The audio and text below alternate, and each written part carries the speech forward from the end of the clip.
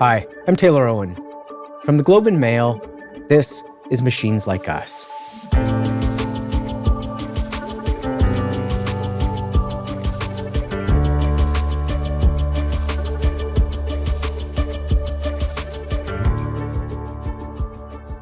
So I want to pose what might seem like an obvious question.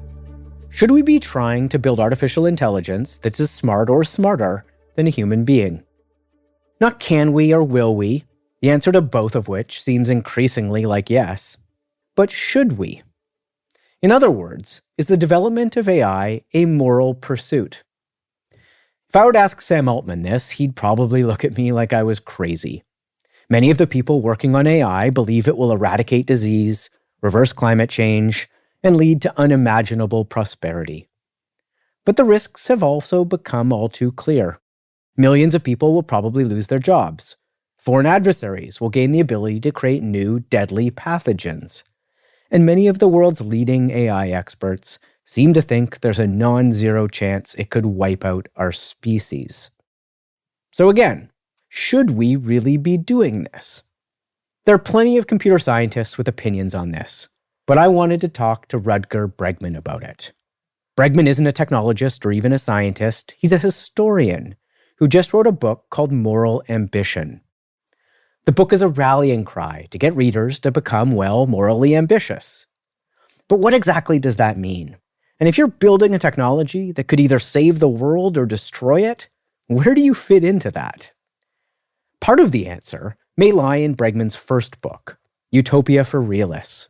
He wrote it more than a decade ago, and it doesn't even contain the phrase artificial intelligence. But it describes a world that in the age of AI now seems increasingly possible. A world with universal basic income, 15-hour work weeks, and massive wealth redistribution. And I think the question of whether the development of AI is moral or not may well hinge on the ability to turn that dream into a reality.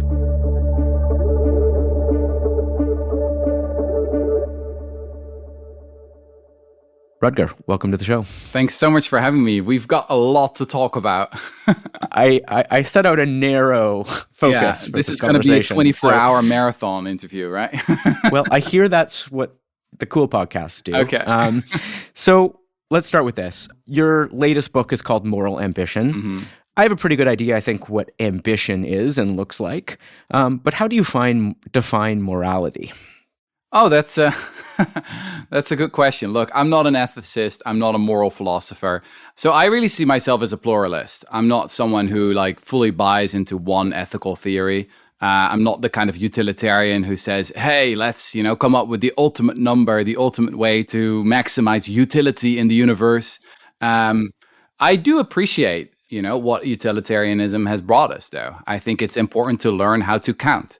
If you help one person, that's great. If you help two people, that's twice as much. And this is called mathematics. Then on the other side, life is about many things. It's about, yes, certainly morality, but it's also about aesthetics. It's about, parenthood. It's about having fun and drinking beer. As I said, I'm a pluralist. I'm interested in living a rich, well-rounded life. I believe in humanity, unlike some of my friends, I guess, in Silicon Valley, who are like, well, humanity is a thing that needs to be replaced by something better. I'm rooting for our species. I think there's really something beautiful there. And I would love to live a world where we can all explore fully what it means to be human. There's this line somewhere in the oeuvre of Karl Marx where he said, look, socialism will not solve the problems of life. It cannot. Of course it cannot. It will just help people to make sure that they can actually face those problems, and not get distracted by all kinds of other problems like poverty and inequality and oppression and you name it. I'm not saying that Marx's vision of socialism, that is the future, but I like that frame, that we should get to a place where we can all at least try and live a fulfilling life. So can AI expand our moral circle from your view? Is that possible? Well, some even wonder whether AI at some point should be included in our moral circle. The biggest question here, obviously, is what sentience is, right? Take an old debate over abortion that is particularly controversial in the United States. I mean, this is, in essence, a debate about what constitutes a person. And that's a really, really hard question. I tend to have a more consequentialist attitude here, where I'm like, look, you need to have some matter of consciousness, right? And so I tend to say like, well, just after conception, I wouldn't, consider that as a person with a lot of rights. But I can see the arguments, on the other side, because then the question is like, okay, but when then? Like after 5 hours, after 2 days, after a week, after 10 weeks, right? It's not easy. Like clearly it's emergent. And maybe we should think about it that way with AI as well. Like, when does a machine become sentient?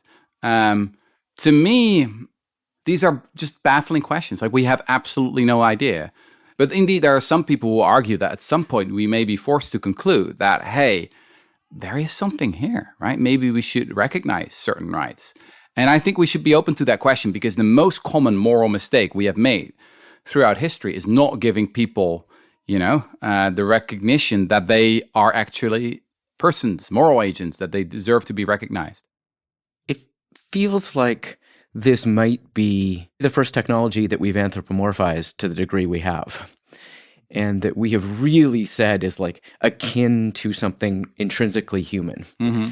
And I wonder if you think that's a mistake. There is a debate about this, right? Should we think of these as like the mind or like human? Or should we just think of them as any old technology? And which one leads to a better moral framework from your perspective? I find that an extremely hard question to answer, because we really do not understand the technology, right? And that's very often the case throughout history, that people first develop a technology, start using it, but only decades later really start understanding what they're doing, right? It just starts with people in a garage or a lab or whatever, seeing what works. And only afterwards, we try and understand it. Look, I think it's really important to say this, that I am not a technological determinist. I think it's incredibly important that in this moment, we recognize that we make choices. We have agency. The path of technology is not laid out before us. There are many, many instances in the history of our species where, we made certain choices on like which technologies, for example, we wanted to accelerate.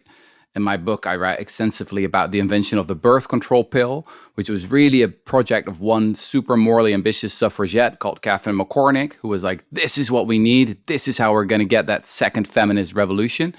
And she made it happen. But there are also technologies where we can just make the decision to say no. Like, I live in Europe. We've said no to GMO in Europe. Don't think that's the right decision, actually, but it's possible. I can't eat my favorite plant-based burger, the Impossible Burger here, because we said no.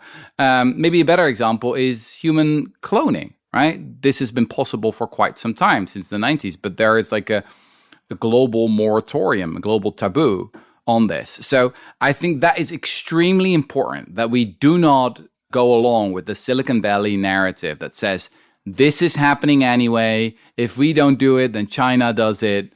Like, we have no agency whatsoever. Just jump on the roller coaster and enjoy the ride. This is it. I think it's such a critical point. I mean, we particularly with something as big and with as much momentum and capital behind it, it can feel like we don't have agency and that this choice is being made for us and this thing's being built.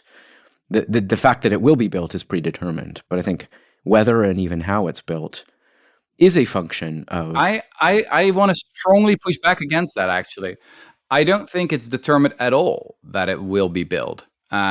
So I spent a lot of time studying the movements of the 19th century, particularly abolitionism and the suffragette movement. I wanted to find inspiration, from the great moral pioneers of the past. Now, one thing that really struck me is that both of these movements were intertwined with one other movement that we have forgotten about today. And this was the temperance movement. This was a movement mainly led by women who were fighting the alcohol industry. They were saying like, hey, this alcohol industry is addicting our husbands. Then they come home after they've, spent all our money, and then they kick us to shit. And we want, the alcohol industry banned. And eventually, as you know, this led to prohibition in the US. I think that was a step too far. But I think what we see today is the beginning of what I like to call a neo-temperance movement. Obviously, social media and the internet, that's the alcohol of today, right? So many people are addicted. So many people's brains are being messed up. And you can already see it happening with a movement like the one that Jonathan Haidt, the great American psychologist, has founded against phones in schools. But I think that is just the beginning, that people are waking up and realizing, hey, we have actual agency here. And what I predict is that there is going to be a mass movement, actually, against social media, against the development of AI. I recently looked into a poll that was done in multiple countries across the world. And it turns out that actually these developments in AI are extremely unpopular. People are very nervous about it. They really don't like what's going on. It's just that latent dissatisfaction has not been mobilized yet.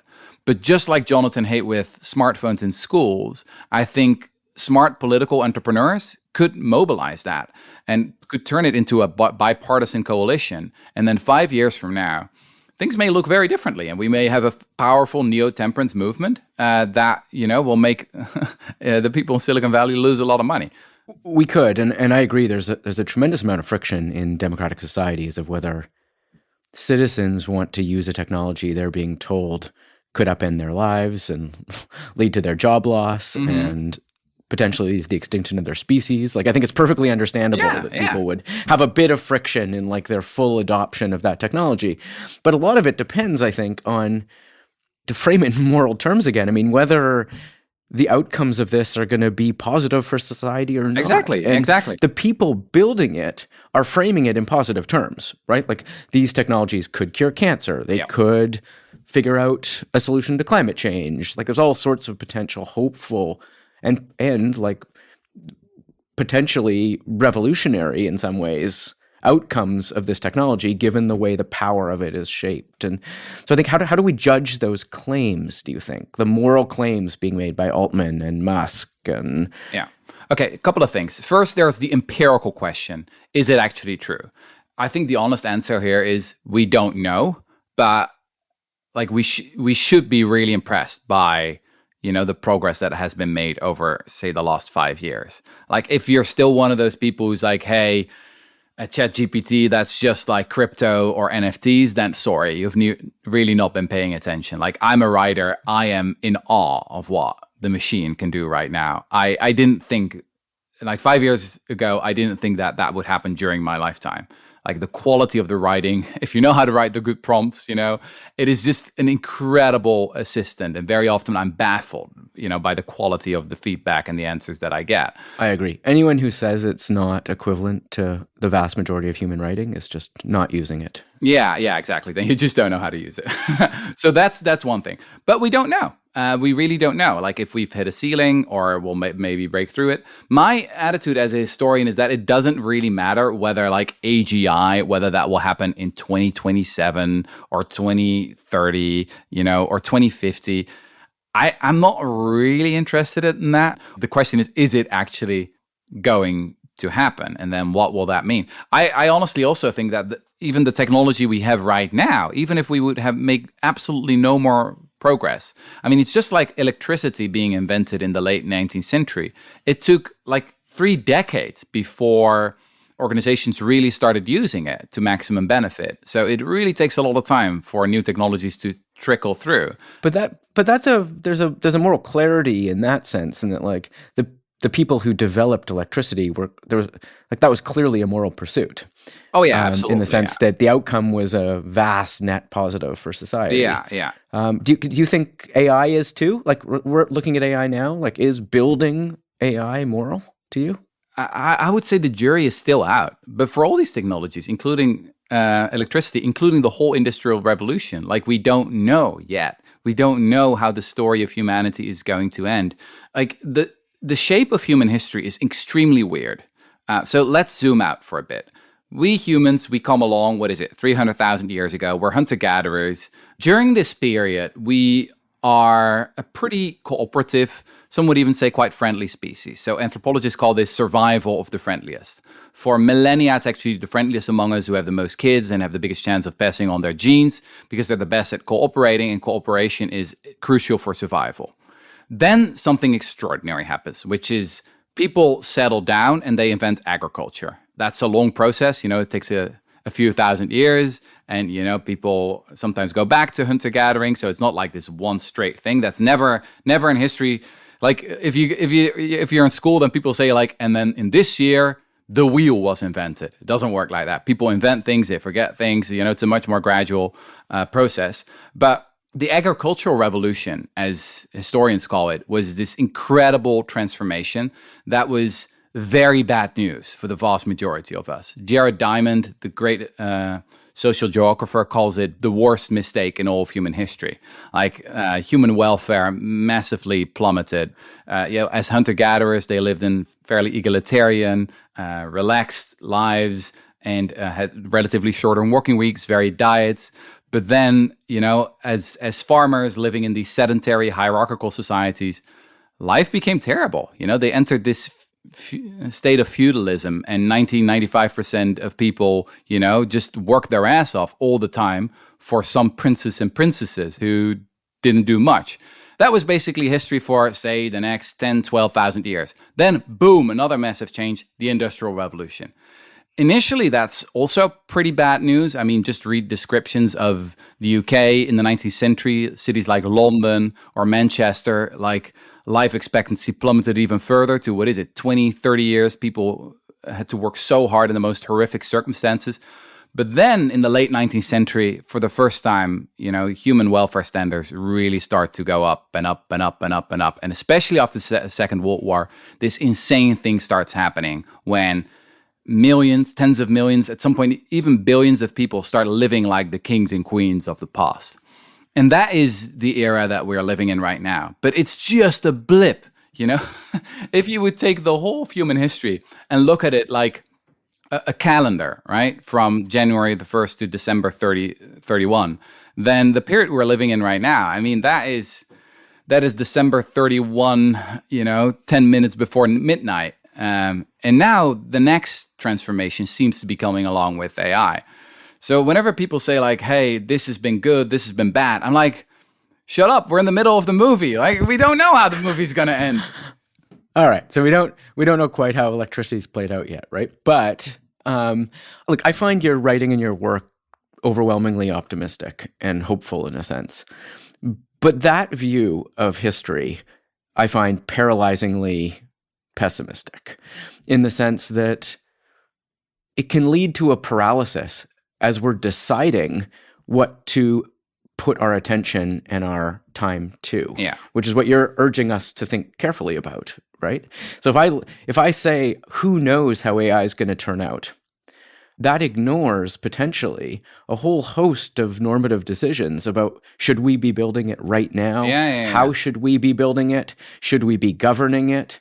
Should we be banning it? Right? There's a ton of different like moral pursuits I could engage in, sure, that are based on an immediate determination of outcome and morality, right? Not one 5,000 years from now or 3,000 years from now or 100 years from now, but now, right? But look, you don't need to have a PhD in ethics to understand that if you have the possibility to develop an extraordinarily powerful technology, perhaps the most powerful technology in the history of civilization, and you don't know how it works, you really don't understand it. In a way, you're not inventing it, but you're summoning it. I think that's a super important distinction. Then, is it smart to do that in, a commercial rat race where you have like incredibly well-funded commercial labs racing against each other, who have clear incentives, commercial incentives, pressure from shareholders, then also a geopolitical dynamic like, oh, we got to beat China, blah, blah, blah. And then removing all the guardrails, like what could possibly go wrong? Again, you don't need a PhD in ethics to understand that is probably not the best way to do it, right? I'm not saying you need to go all the way to the European precautionary principle and never invent anything because you're so afraid of it. Like in Europe, we proudly announced our AI Act to the world, And we're like, oh, we're the first ones to regulate AI. Yeah, but we have no AI companies to speak of. So it's kind of looks pathetic. But surely there's a middle ground here. And I am quite worried about the current situation because I don't think we know what we're doing.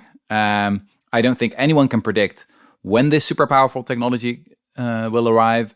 I don't think whether anyone knows that AI alignment, as they call it, is possible. I mean, job loss, for example, that's the least of my worries. Absolutely the least of my worries. I think that would actually be great because like the rate of automation has slowed down quite a bit in the last 30, 40 years. And I think it should speed up. Just like in 1800, 90% of people worked in agriculture. Today, that's 2%. And I think that's great news, right? We got to let the machines do all the work for us so that we can find out what life is actually about, as Karl Marx told us. So job loss is not really what I'm worried about. It's much more like this insane concentration of power in the hands of a few individuals or a few machines. That sounds pretty terrifying to me.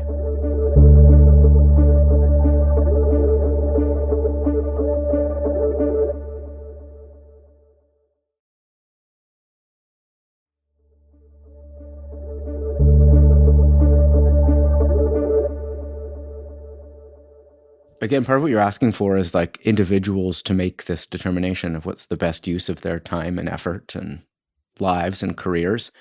And I wonder, when you look at this space and this technology, what do you think is the most moral imperative here? Because from that answer, I could see a bunch of ones. One would be joining AI and open AI and trying to make it better.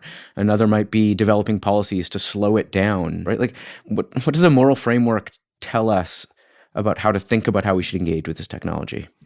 Okay, so for me, it's pretty simple right now. You know this guy, Eliezer Yudkowsky, probably, right? Who just published this book, If Anyone Builds It, Then Everyone Dies. I mean, that's the most pessimistic. It's not an optimistic view. Yeah. I love the title, as an author, I love the title. But like, he was one of the first people who, like 2 decades ago already started saying like, this is possible. Like, and it's just been incredibly prophetic in that sense. He's been a major influence on people like Sam Altman, for example, who, read his works and were like, okay, yeah, maybe this is possible. We should pursue it. Now, obviously, people like Eliezer are like, shit, what did we do, right?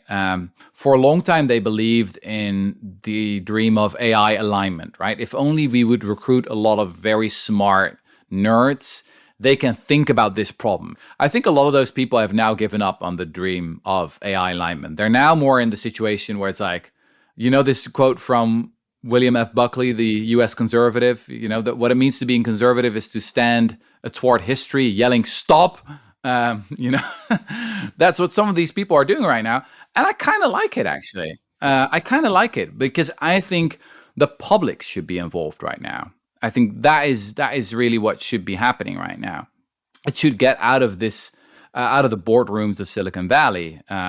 Should not be a techno-feudal conspiracy anymore. Like, we got to bring the people in. And when I look at the initial polling, the people, aren't very enthusiastic, actually. They're like, hey, slow down. That is what I think is one of the most obvious things, right, to do right now, is to just start making a lot of noise around this issue. Again, there's a lot of latent energy that could be mobilized here. I agree. And I think ultimately that's a political project in a sense. And I think the politics of this get very often pushed aside for the inevitability of the technology or the market. So Yeah, if I can add one thing. So in my book, Moral Ambition, I spent a lot of time studying the abolitionists. And initially, being a Dutch guy, I was like, yeah, I'm going to write about the Dutch abolitionists because surely they were awesome. Turns out, that would have been a very short book. I couldn't even have written a chapter about it because there was hardly any abolitionism in the Netherlands at the time.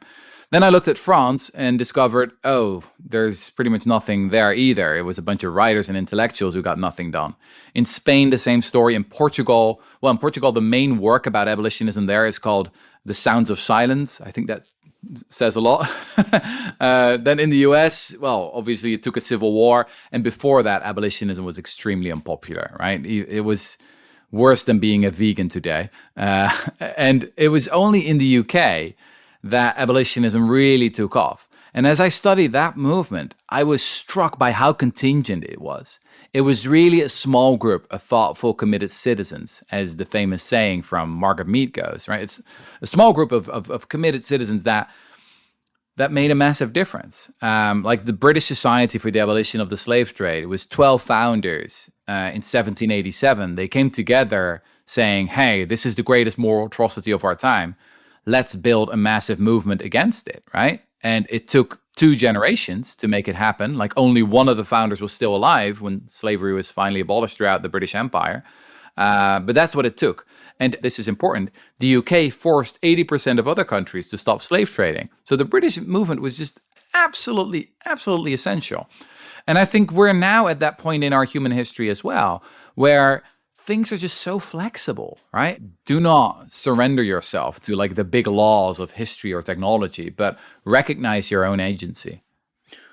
Where do you see the resistance to AI right now? Do you see people emerging or movements emerging, at least that are nascent? So I see it here and there, actually. I think there's a lot of awareness in communities of nerds. You're probably familiar with the effective altruism movement that has really been taken over basically by the concern for the rise of AI. But these people, they're very, very smart. They're often very altruistic as well. I'm quite often quite impressed by them, but they're not really good at politics or PR. They had some. You've probably seen the Sam Bankman-Fried disaster. You are underwhelmed with them in your book. Let's put it that way.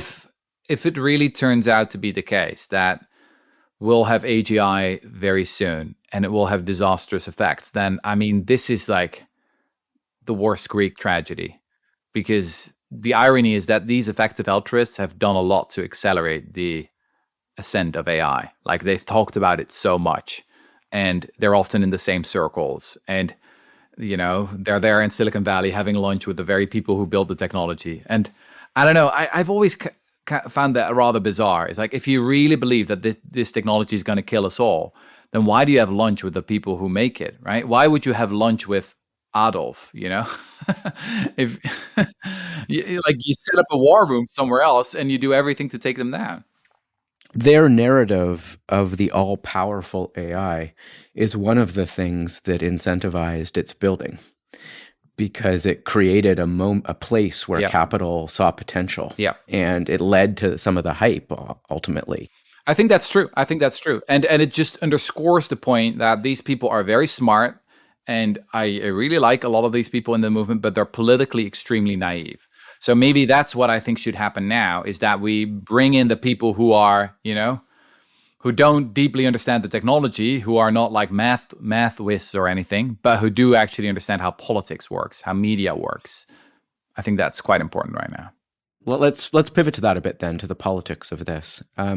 Because one, you said you weren't concerned about job loss earlier, but I do think when citizens look at this technology and they're being told that this, by Dario Modi, for example, the CEO of Anthropic, saying that he thinks this could lead to the loss of half of all entry-level white-collar jobs, right? Like, someone building the technology knows it intimately, thinks half of all jobs could go away. Yeah. One potential alternative political reality is one you've been working and talking about for a decade, which is universal basic income. So is it time for this? Like, is AI actually the catalyst for something you've been calling for a decade? So there's a lot to say about this. One, beware the hype, right? I think Modi is a particularly striking case of that. I think half a year ago, he said something like, we don't need coders anymore. Well, we'll still need them. Like, track the predictions, especially the CEOs of these AI companies. We should be wary of taking their words at face value, because they're speaking to their shareholders at the same time, right? So that's one thing. Although some of these tech companies are laying off lots of people, right, too. So like, sure, some of it's already happening. That is true. But and as I said, I don't care all that much whether it's like 2029 or 2031. There was a movement in the UK in the early 19th century that was called the movement of the Luddites. And these were literally workers who would go around the country smashing the machines, because they were saying like, look, this is just wrecking our livelihoods. We've spent so much time learning a certain craft, and then a machine comes along, and what do? Do we learn a new craft? But then by the time we've learned that, there's another machine. And you know what? The Luddites were often made fun of, right? Often when someone is against the technology right now, they're like, oh, don't be such a Luddite. You're being described as some kind of stupid barbarian or something. I've been called one before. Well, there you go. But I think the Luddites were absolutely correct. You could say like, oh, well, in the long run, everyone benefited. Like in the late 19th and the early 20th century, wages started going up. But by then, the Luddites were long dead. So it was perfectly rational for the Luddites to revolt. And if it's true that this transition could even happen faster than, the automation in the early 19th century, then it's time for some neo-Luddites, right? I think that's definitely a voice that we need to have in a debate, or people at the table. So that's one thing.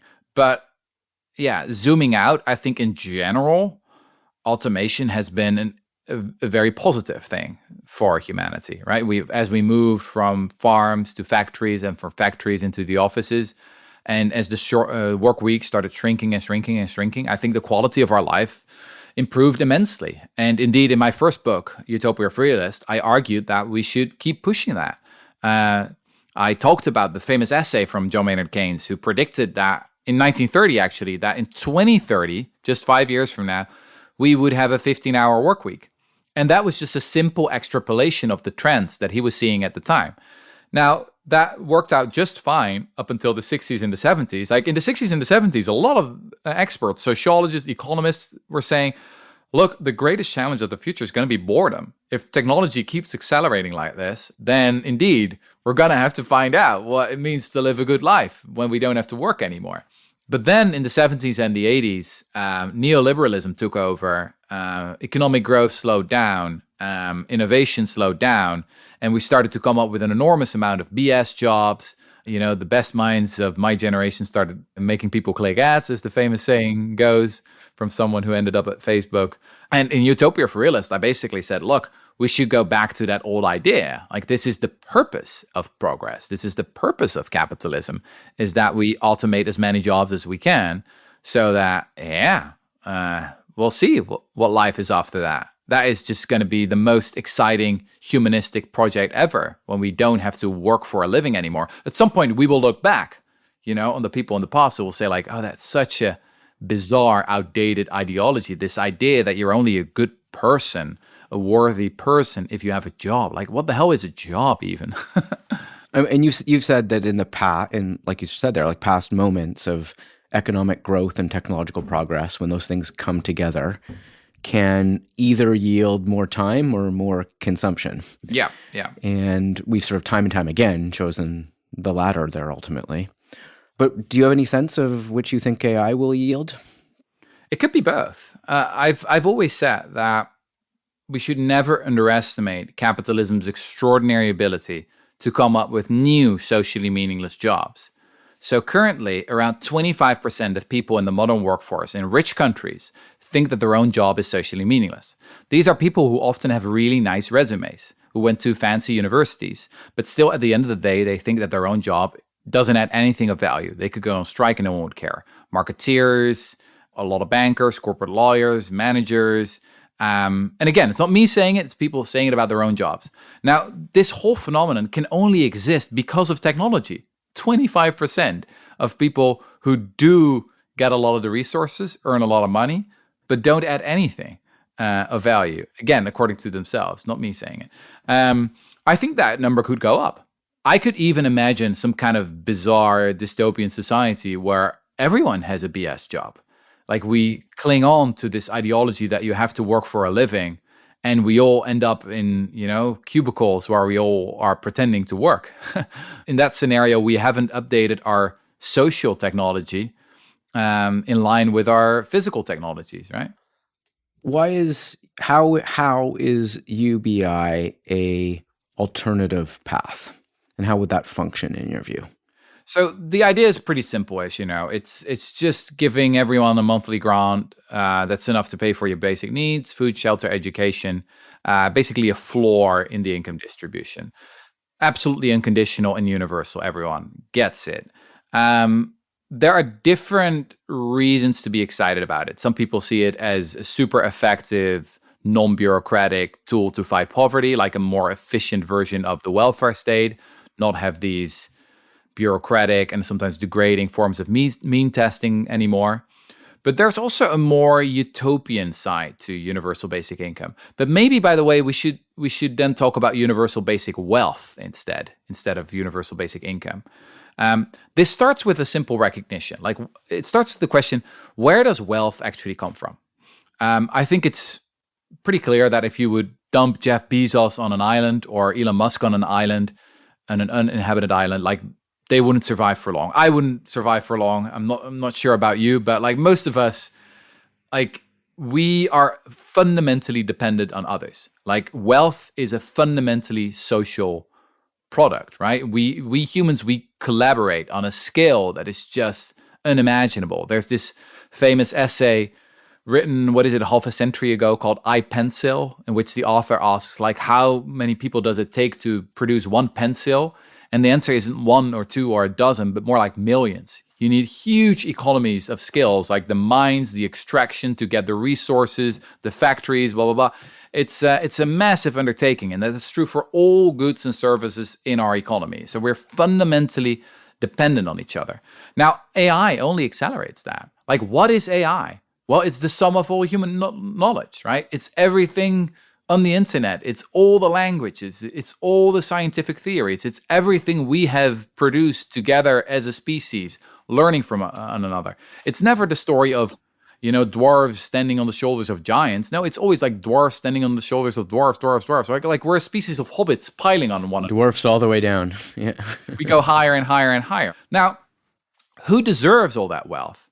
If you look at it this way, it's pretty obvious that like no one person deserves a much bigger share of the pie. Like, the whole idea that you would have like billionaires or like trillionaires is kind of weird. It's like, okay, sure, some people are more talented than others. I get that. Like, I think Jeff Bezos is a pretty smart guy. I think Elon Musk is quite brilliant in many respects, also a total idiot in other respects. Sure, there are differences between people, but is it really like orders and orders of magnitude? Obviously not. So I think this recognition leads you to the conclusion that, hey, everyone deserves a share of that bounty.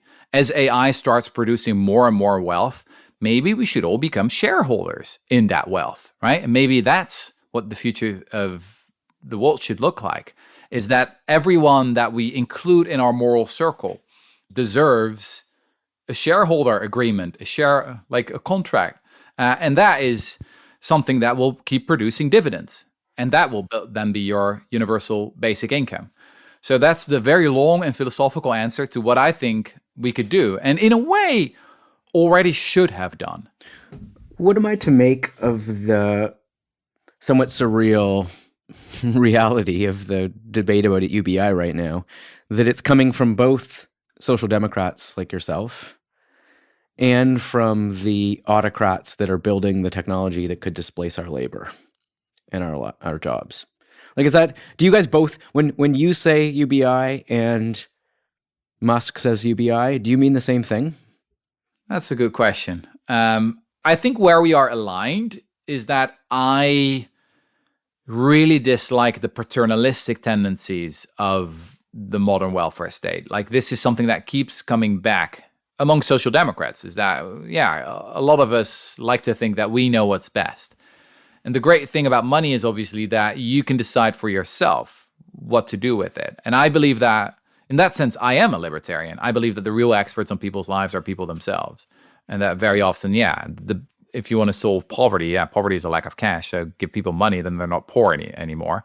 And I think we should not judge them then on how they spend it. I think that's the fundamental Hayekian insight, Friedrich Hayek, the philosopher, who said like the system as a whole always has much more knowledge than the one centralized planner. So in that sense, I'm quite libertarian, and I don't like these paternalistic instincts. But yeah, I think we should be very distrustful of people like Altman and especially Musk when they're like, oh yeah, you'll get a UBI. Because there's one really important thing to add here. If you're a Luddite and you're like, I don't know, say you're a plumber or something, or no, better example, you're a coder in Silicon Valley and your job is suddenly gone and you were making quite some money. You were living in San Francisco, which is one of the most expensive cities in the world. And then Musk says, don't worry, here's a UBI. You're going to get $15,000 a year. Yeah, you couldn't live in San Francisco anymore. And so in that sense, like Dylan Matthews is one of the best authors on UBI. He's once written a piece that said UBI as a solution for technological job displacement is both too ambitious and not ambitious enough. Like it's a huge ambitious social policy, but for the specific groups that first suffer the consequences, it's not nearly enough. I wonder if you could reflect a little bit on the politics of the moment we're in right now and which one of those visions of this is more likely. I mean, I'm in Canada right now and we're a social democratic state. We are simultaneously pushing AI adoption on our citizens, right? Like we're getting in on the bandwagon of AI in a big way, as every Western economy is. But we also have a reasonable welfare state, and you could imagine this being the perfect moment for a conversation about UBI. But I would say it's not even in the political discourse, right? It's on the edges of it, really.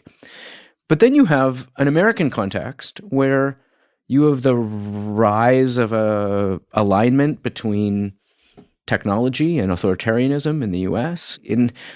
I see that dystopian potential of narratives around UBI or job loss or as potentially having more purchase at the moment, frankly. And yeah, I think there's two very different paths for how this could play out. And I'm pretty worried about the tech authoritarian version of that now. Look, you describe me as a hopeful, optimistic historian. I also like to see myself as a realistic guy. And I'm deeply worried about what's going on. I'm pretty terrified even, especially about the situation in the United States, where indeed, on the one hand, you have a small group of people developing this insanely powerful technology. And on the other hand, you have democracy utterly breaking down. Again, what could possibly go wrong in a situation like that? In the same country, in the same political moment. Exactly. So that's why I'm really banking on a massive expansion of a bipartisan neo-temperance movement, because that gives me a sliver of hope here, is that this is one of those few bipartisan things. Like both conservatives and progressives really hate it when they see their kids, being completely addicted to their phones. They really hate it that they themselves are often totally addicted to their phones. If you ask them, like, what do you think about your kid having an AI companion? Everyone is horrified. Like everyone's like, no, of course not. They should make real friends in real life, it's in school, etc. Like so many people from the left to the right are walking around with this feeling like this is happening too quickly. We're not in control. And social media and the smartphone are like tiny technologies compared to what's being developed now, or in a way, what has already been developed. As I said, I think that what we have right now, Claude, ChatGPT, I think these are already incredibly powerful technologies, and we still don't know yet what even the currently existing technologies will do to societies a decade or 2 decades from now. So, long story short, this is a moment for people to mobilize, to say like, enough is enough. Like we want to take a deep breath and have a proper discussion on, do we actually want this? Doesn't necessarily mean that we, will always ban it, that it will be concluded in some big prohibition moment when we ban AI like we banned alcohol.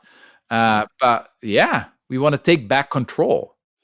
I mean, that's a nice way to come back to where we started, in a sense that one challenge is that both the people building these technologies and potentially the neo-temperance movement, if that's what's emerging, both see themselves as moral actors or driven by moral ambition. They think what they're doing is good. So I look at it a little bit differently. There's this famous quote from Oppenheimer, who was asked to reflect back on the development of the atomic bomb.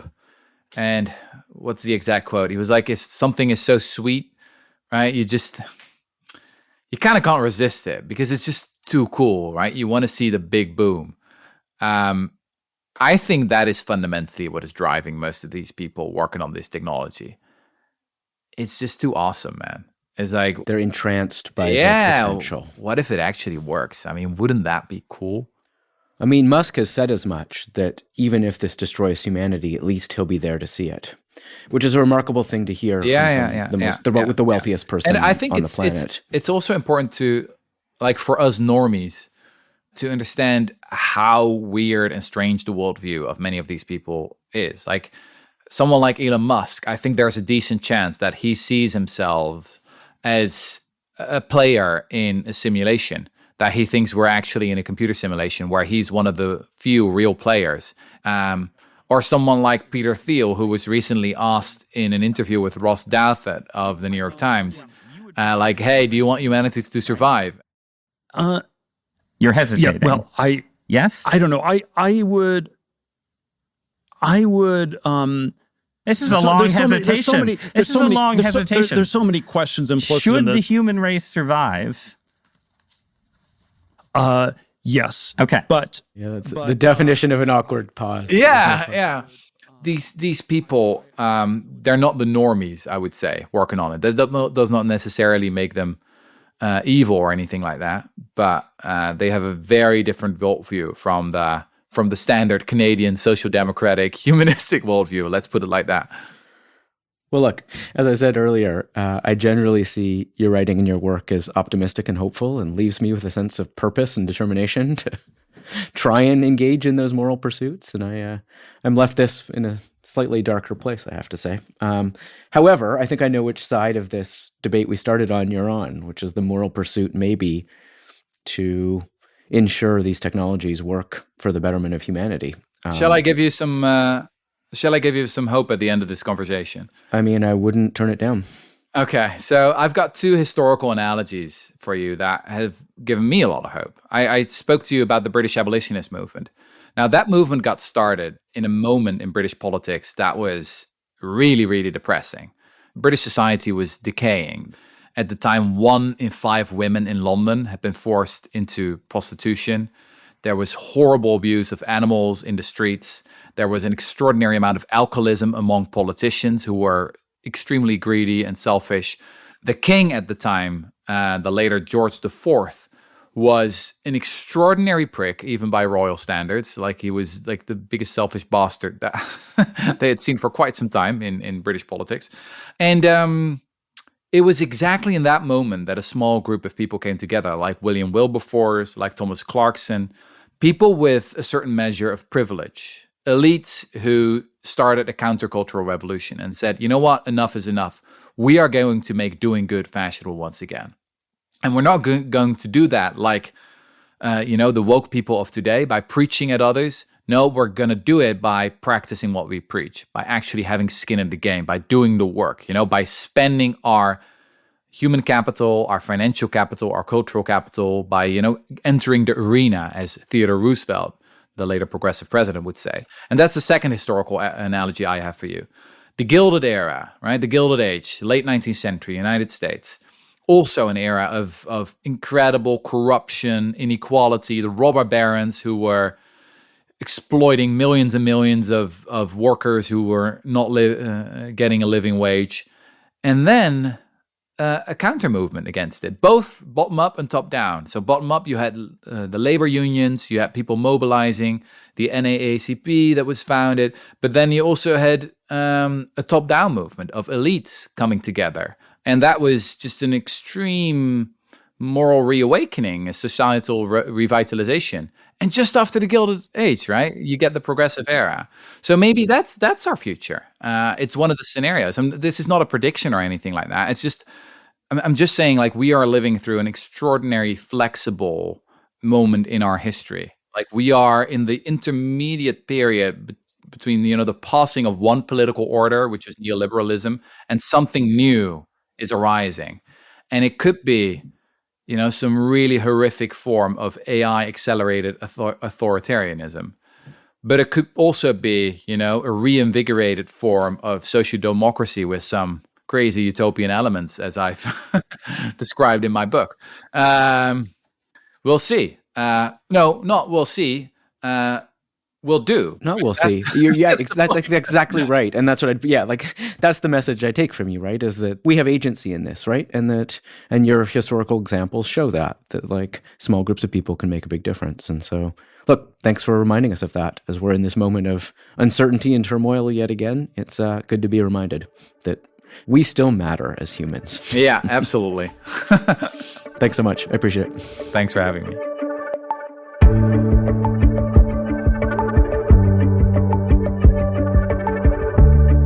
Machines Like Us is produced by Paradigms in collaboration with the Globe and Mail.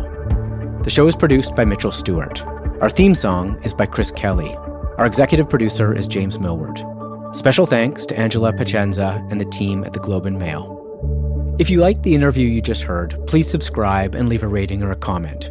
It really does help us get the show to as many people as possible.